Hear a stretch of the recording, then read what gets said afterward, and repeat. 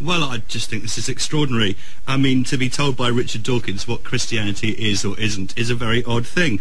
I mean, I think we should allow people to self-identify.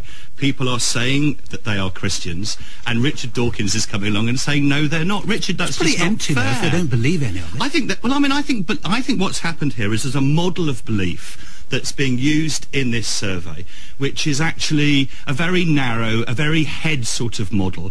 And there are people who are Christians of the heart, practical Christians. There's all sorts of ways of expressing Christianity.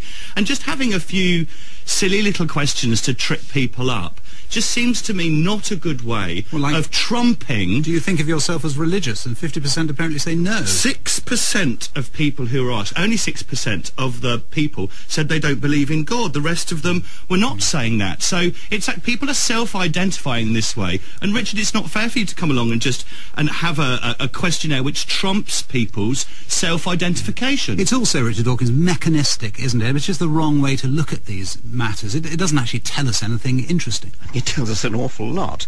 When you say, I'm telling people what it is to be Christian, we ask them a very comprehensive list of questions. You can look at the press release.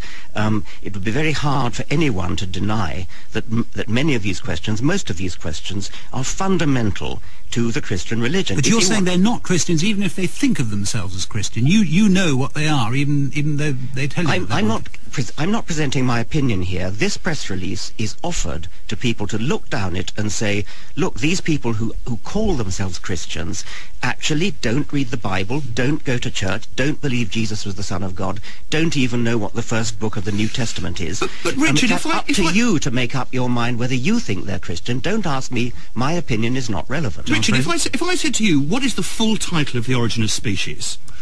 I'm sure you could tell me that. Yes, I could. Go on then.